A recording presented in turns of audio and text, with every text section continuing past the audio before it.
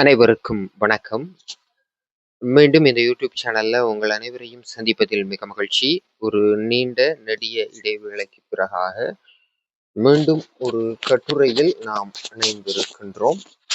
இன்றைக்கு நாம பார்க்க போறது அறிவியல் பலகை இதழில் நான் எழுதியிருந்த ஒரு கட்டுரையை பற்றி தான் பார்க்கவிருக்கிறோம். மார்ச் மற்றும் ஏப்ரல் மாதத்திற்கான அறிவியல் பலகை இதழ் ஒன்று சேர்ந்து வெளியிடப்பட்டிருக்கிறது. இணையத்தில் இதனுடைய காப்பீஸ் நான் லிங்க்ஸ் ஷேர் பண்றேன். இந்த இதழ்ல 24வது பக்கம் தொடக்கம் 27வது பக்கம் வரைக்கும் நான் ஒரு கட்டுரை எழுதியிருந்தேன். அல்சைமர் பிரச்சனைக்கு தீர்வை தருமா டானிசெட் செல்கள்? கேட்கறதுக்கே டாபிக் கொஞ்சம் வித்தியாசமாக இருக்கும் என்று நினைக்கிறேன். இதை பற்றி நம்ம என்னங்கிறத டீப்பா பார்ப்போம். இந்த கட்டுரையை நான் எழுதும்போது ஒரு சில பர்சனலான விஷயங்களுக்காக யோசிச்சுட்டே இருக்கும்போது ஏஐல ஒரு புதிய மருத்துவ ஆராய்ச்சி பற்றின தகவல் கிடைத்தது. அதனுடைய மூல ஆய்வு கட்டுரையை ஆராய்ந்து பார்க்கும்போதுதான் இந்த தலைப்பு எனக்கு கிடைக்கப்பட்டது. அதன் அடிப்படையில் தான் இந்த கட்டுரையை நான் எழுதியிருக்கிறேன். முதல்லையே வழக்கமா நம்ம சொல்றது போல மனித மூளை என்பது பிரபஞ்சத்தின் மிகவும் சிக்கலான ஒரு இயந்திரம். சமீப வாரங்கள்ல ஒரு விஞ்ஞானி அவர்களோடு நாம் பேசுவதற்கு வாய்ப்பு கிடைத்தது. அவர் சொன்னார், உலகில் இருக்கக்கூடிய எந்த உயிரினத்தை விடவும் மனிதர்களுக்குத்தான் இயற்கையாக ஒன்றை உற்பத்தி செய்யக்கூடிய பேராற்றல் இருக்கு. சிம்பான்சி குரங்குகளுக்கு அது கிடையாது. சிலந்திகள் ஒரு சிறப்பான வலையமைப்பை பின்னக்கூடிய சிலந்திகளால அந்த வலையமைப்பை மாற்றி பின்ன முடியாது. அவைகள் கற்றுக்கொண்டு எவாலுவேட் ஆகுவதற்கு ரொம்ப நாட்கள் எடுக்கும். மனிதர்களால் செயற்கையாக உருவாக்க முடியும். அதற்கு காரணம் நம்முடைய மூளை. ஆனா இந்த மூளைக்கு வரக்கூடிய மிகப்பெரிய பிரச்சனை என்ன தெரியுமா? ஞாபகம் மறதி. நம்ம எல்லாருமே சாதாரணமா ஞாபக மறதியால பாதிக்கப்பட்டிருக்கிறதாக நினைத்துக் கொண்டிருக்கிறோம். ஆனால் அது அல்சைமராக கூட இருக்கலாம். அல்சைமர் அப்படிங்கிறது நினைவு சிதைவு நோய் அப்படின்னு கூட நம்ம சொல்லலாம். இதற்கான காரணம் மூளையில் இருக்கக்கூடிய நியூரான் வலையமைப்புகள் சிதைவுற தொடங்கி ஒரு மனிதன் தான் யார் என்பதையே மறந்து விடக்கூடிய ஒரு நிலைக்கு சென்றுவான். இதுதான் அல்சைமர். உலகெங்கிலும் சுமார் 5.5 கோடி 5,50,00,000 அதிகமான மக்கள் டிமென்ஷியா எனப்படும் முதுமைசார் மறதியால் பாதிக்கப்பட்டுள்ளனர். இதில் 70% பாதிப்புகள் அல்சைமர் வகையை சார்ந்தது. அல்சைமர் என்ன செய்கிறது? மூளையை தாக்கும் போது அது ஒரு கட்டிடத்தின் மின்சார அமைப்புகள் ஒவ்வொன்றாக துண்டிக்கப்படுவது போல நம்முடைய மூளையில் இருக்கக்கூடிய நியூரான் அமைப்புகளுக்கு இடையேயான தரவு பரிமாற்றத்தை துண்டிக்கிறது. அமிலாய்டு பீட்டா அப்படின்னு சொல்லுவாங்க. நரம்பு செல்களுக்கு வெளியே ஒரு ஒட்டும் தன்மை உள்ள படலமாக இவை உருவாகி இருக்கும். அடுத்தது டாவ் புரதம். சாதாரண நரம்பு செல்களுக்குள் ஊட்டச்சத்துக்களை கொண்டு செல்லும் குழாய்களை நிலைநிறுத்துவதுதான் இந்த டாவ் புரதம். ஆனால் அல்சைமர் உருவாகும் போது இந்த டவ் புரதமானது முடிச்சுகளை போல மாறிடும். இதனால் செல்கள் உள்ளிருந்தே சிதைய தொடங்கும். இதனால் நிலைமாற்றலுக்கு பொறுப்பான ஹிப்போகாம்பஸ் பகுதி பாதிக்கப்படுவதால் நோயாளிக்கு சமீபத்திய நிகழ்வுகள் மறக்க தொடங்கும். முதல்ல சமீபத்துல நடந்த விஷயங்கள் தான் உங்களுக்கு மறக்க தொடங்கும். போக போகதான் இது தீவிரமடையும். பேசும் திறனை இழப்பார்கள், திட்டமிடும் திறனை இழப்பார்கள். இறுதியில் சுவாசம் போன்ற அடிப்படை செயல்கள் கூட பாதிக்கப்படும். நாம் பயமுறுத்துவதற்காக சொல்லவில்லை, ஆய்வுகளின் அடிப்படையில் நமக்கு கிடைக்கப்பட்ட தகவல்கள் தான் இவை.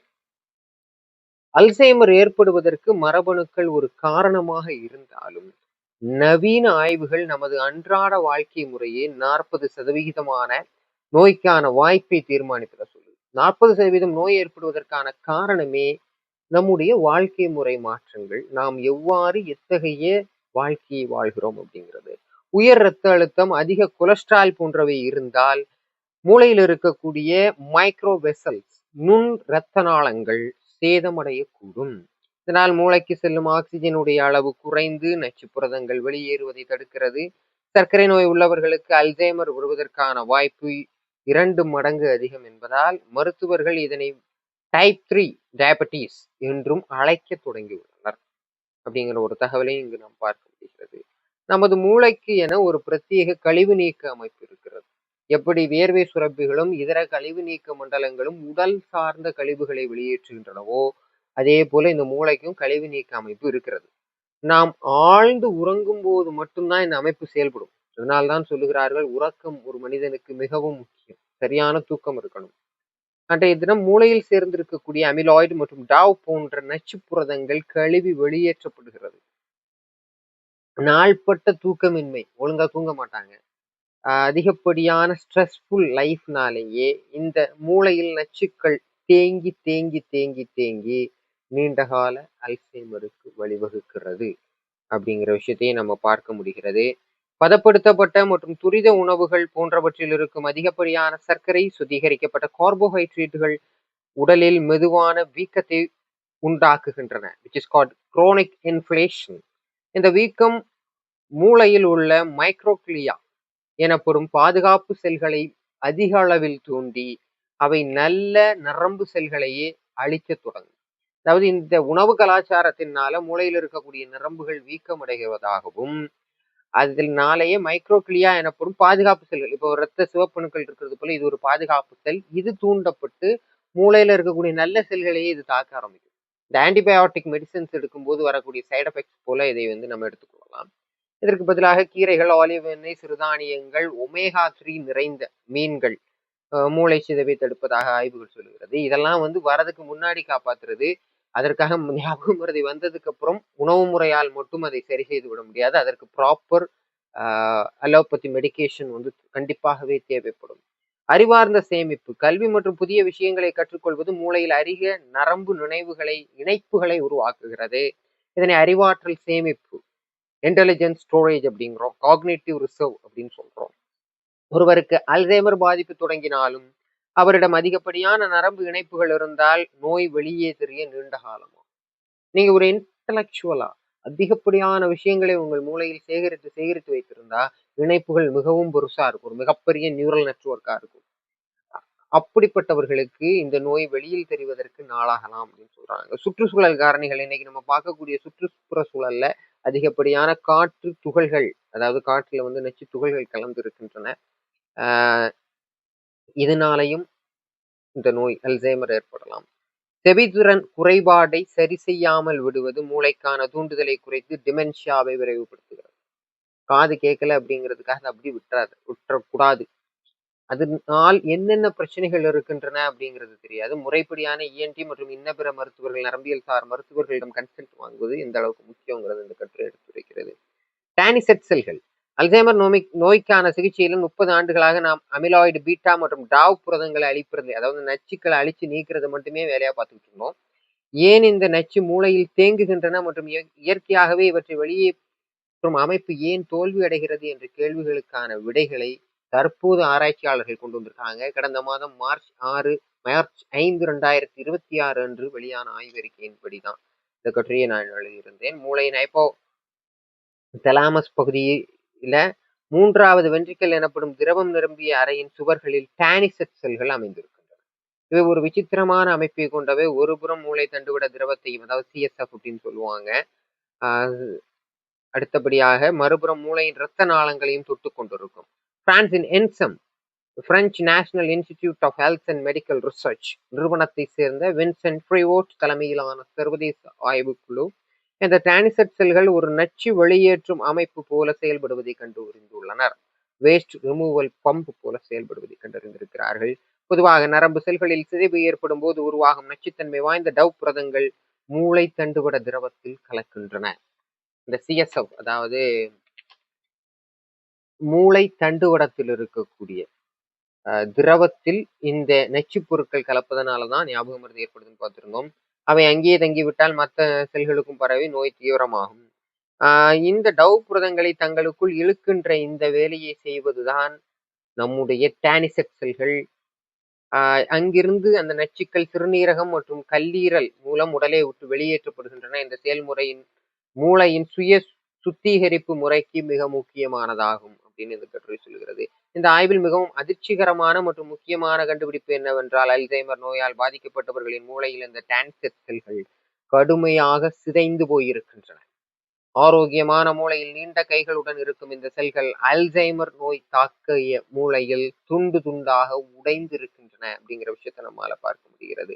ஆராய்ச்சியாளர்கள் இதனை கத்திரிக்கோளால் 100 முறை வெட்டப்பட்ட கயிறு போல அப்படின்னு சொல்றாங்க. இந்த செல் வந்து ஒரு இணைப்பு பாலம் போல இருக்க வேண்டும். ஆனால் துண்டு துண்டு துண்டாக இந்த அல்சைமர் நோயால் வெட்டப்படுகிறது. அப்போ இந்த செல்கள் சிதைவதால் கழிவு வெளியேற்றம் தடைபடுகிறது. இப்போ உதாரணத்துக்கு ஒரு வாஷிங் மிஷின்ல இருந்து வேஸ்ட் தண்ணி போறதுக்கு ஒரு பைப் இருக்கிறது. அந்த பைப்பை வந்து துண்டு துண்டா வெட்டினா என்ன நடக்கும்? தண்ணீர் வந்து அங்கேயும் இங்கேயும் சிதறும்.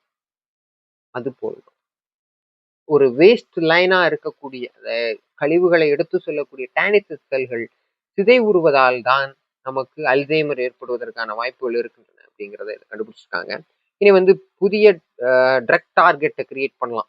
இந்த டானிசஸ் செல்களின் அழிவை நாம் தடுக்க முடியும். ஆரம்ப காலத்துல டானிசஸ் செல்கள் எப்படி இருக்குது அப்படின்னு ஒரு டெஸ்ட் எடுத்து பார்த்துட்டாங்க அப்படின்னாலே, நுணுக்கமான ஸ்கேன்கள் மூலமா கண்டுபிடிச்சிட்டாங்கனாலே அல்சைமரை முதலிலேயே நம்மால் சரி செய்து விட முடியும். இந்த செல்களின் அழிவை தடுப்பதற்கான மருந்துகளை நம்மால் தயாரிக்க முடியும். மூளை இரத்த தொடர்பு, மூளைக்கும் உடலுக்கும் இடையிலான தொடர்பை நாம் இதுவரை பார்த்ததை விடவும் இந்த செல்கள் அதிகம் கையாளுகின்றன. இது மூளை சார்ந்த மற்ற நோய்களுக்கும், உதாரணமாக பார்க்கின்சன் டிசீஸ் அப்படின்னு சொல்லுவாங்க, அதற்கும் கூட புதிய தீர்வுகளை வழங்கக்கூடும். மார்ச் 2026 வெளியான இந்த ஆய்வு அல்சைமர் சிகிச்சையில் ஒரு புதிய பார்வையை ஏற்படுத்தியுள்ளது. மூளை தன்னை தானே சுத்தப்படுத்திக் கொள்ள தவறுவதே அல்சைமர் அப்படிங்கிற ஒரு புரிதல் நமக்கு கிடைத்திருக்கிறது. டானிசஸ் செல்களை பாதுகாப்பதன் மூலமும் அவற்றின் செயல்பாட்டை தூண்டுவதன் மூலமும் வருங்காலத்தில் அல்சைமர் நோயை கட்டுப்படுத்தவோ அல்லது முழுமையாக குணப்படுத்தவோ முடியும் என்பதை எதிர்பார்க்கலாம். இது ஆய்வு கட்டுரைகளின் அடிப்படையில எழுதப்பட்ட கட்டுரை மட்டுமே. மருத்துவ பரிசோதனைகள் நடந்து வருகின்றன. அடுத்த கட்ட நகர்வுகள் எப்படி இருக்குங்கிறத வரும் காலத்தில் தான் நம்மால் கணிக்க முடியும். இதற்கான ஆதாரங்களாக Cell Press blue journal, INSERM research reports, Science Daily, March 2026.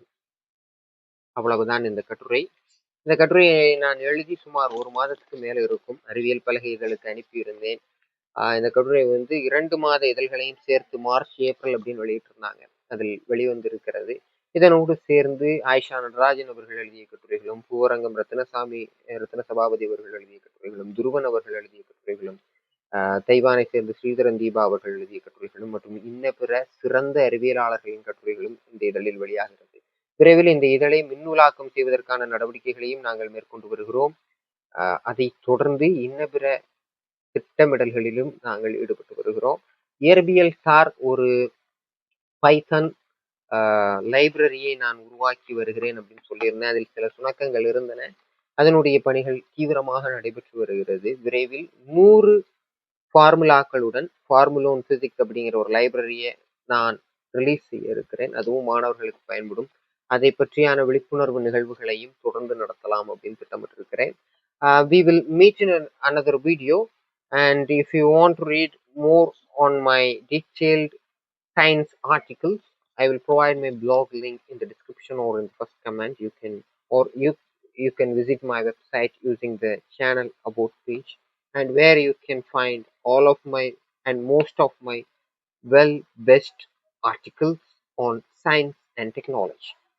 You are watching SSK Tamil. I am SSK. See you in another video. Thank you very much.